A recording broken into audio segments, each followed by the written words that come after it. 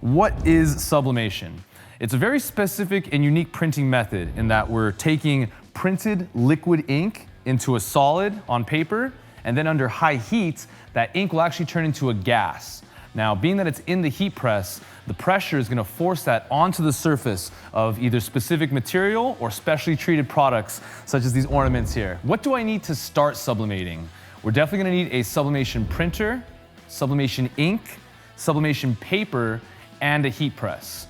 Now, we have our selection of different size options, I feel really to fit any budget or any production volume. We got the big 44-inch 6370, which is a complete powerhouse of roll-to-roll printing action. Or if you're looking for more personal, hobby use, small business application, we do have the 170.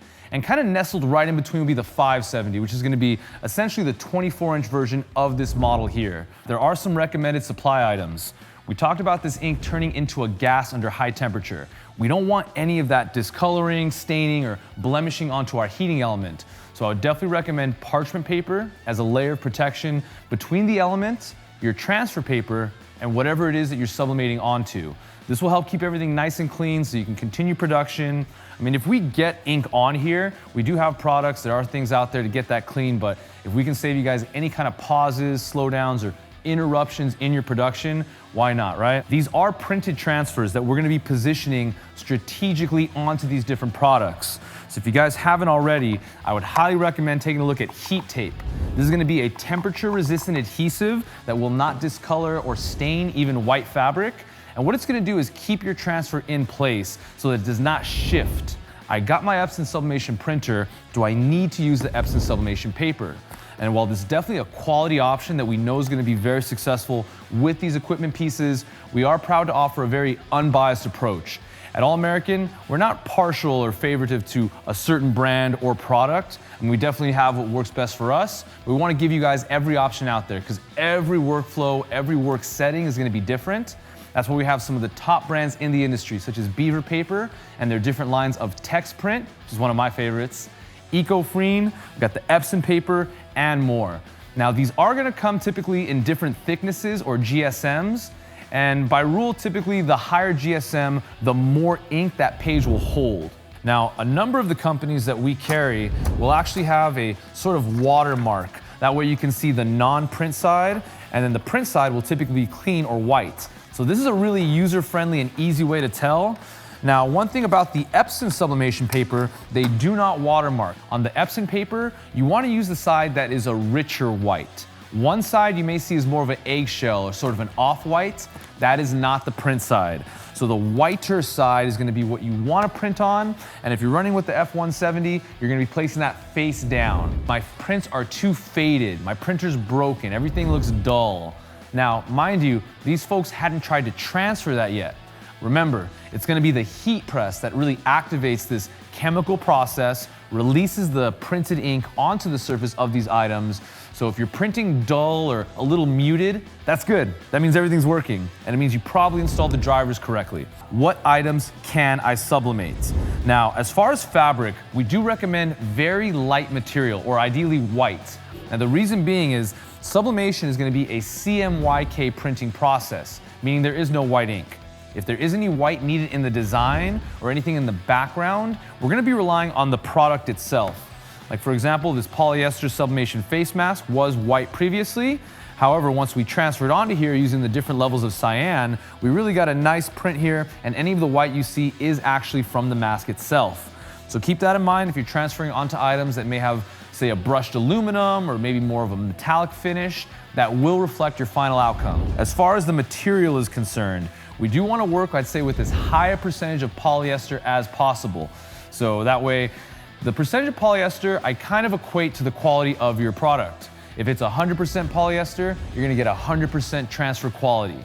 A 50-50 blend will probably give you more of a washed out or sort of vintage appearance. Now, aside from the light colored, high percentage of polyester fabric, there are gonna be a wide variety of what we call substrates. These are gonna be products that are either labeled or identified for sublimation. What that's referring to is an invisible polymer film coating. I'd say probably the most commonly or most popular drinkware item that we have in sublimation is gonna be the coffee cups. I can't run out to Target or Dollar Tree and just buy a random blank mug. that's probably not treated for sublimation.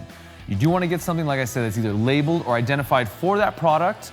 Now, then we get the question, what if the item that I want to sublimate does not come as a sublimation blank? Well, you're in luck. Last year, we recently started carrying this awesome line of products called Subliglaze. These are going to be available in a matte, clear, gloss, or rich opaque finishes. And what these are basically going to be is treatments. So you'd apply coats and coats of the spray and then dry that in a convection oven, not one you're cooking in, because you don't want those fumes going into your food or your loved one's meals. And then for best results, I would also recommend the adhesion promoter. Now that being said, there are like a wide variety of different sublimation blanks ranging from coffee cups, ornaments, dog tags, keychains, mouse pads, you name it. But like I said, for things that maybe do not come already sublimated, or maybe you have a piece of wood or a sheet of metal or things like that, this can be a great product. So that's gonna be the Subliglaze spray, available at printsupplyco.com. And we do have available UV protection coating. Now, sublimation ink is not UV resistant. A lot of different transfers are not going to be, meaning they can be sensitive or damaged by exposed sunlight. So something like with the UV protection spray, that can add a little bit longer of a shelf life if your items are gonna be outdoors or exposed to the sun. How long does a printed sublimation transfer last before pressing? Now, if you have regularly selling consistent items, you could definitely save money having your transfers printed ahead of time. Order comes in, press it, ship it, sell it, you're done. 5 key points to remember if you are going to be storing pre-printed transfers for later use. Use a good paper, keep your printed transfers in the dark, keep your printed transfers dry, keep them clean and free of any lint, dust, dirt, or debris, and keep it in ideal operating living conditions. I'd be happy to stand behind any of the brands that we offer here. I've seen reports online from up to 14 months of zero quality change difference. Even transfers purchased at estate sales were able to press fine. And it's probably because they had a quality paper. The no-name paper company on Amazon or eBay may not have the same quality for us as a reputable company. So definitely something to keep in mind. Keep it dark. We talked about the UV exposure and the sensitivity to things like that and light. So I would say if you have larger prints, roll that up into, say, a mailing tube. Put those caps on. Keep it dry. I would not leave printed transfers exposed, open on the ground, near water, faucets, sinks, away from any accidental spills. Keep your transfers dry, and then they'll print a lot better once it's time to transfer. If you get dust particles, t-shirt fibers, lint traps on your print, is a high probability of that actually transferring either onto your polyester-rich fabric material or even as a blemish on your ornament. Look how great that came out. I wouldn't want dust on this guy's face. I would avoid areas such as attics, basements, garages that may be exposed to different temperature levels, either extreme heats, colds, or humidity. Leave it inside in conditions that you feel comfortable living in, indoors, in the house, or the apartment ideally. If you guys do have any questions, you can always reach out to us on the website or drop in the comment section below. My name is Estevan. We are All American Print Supply. We'll see you on the next one.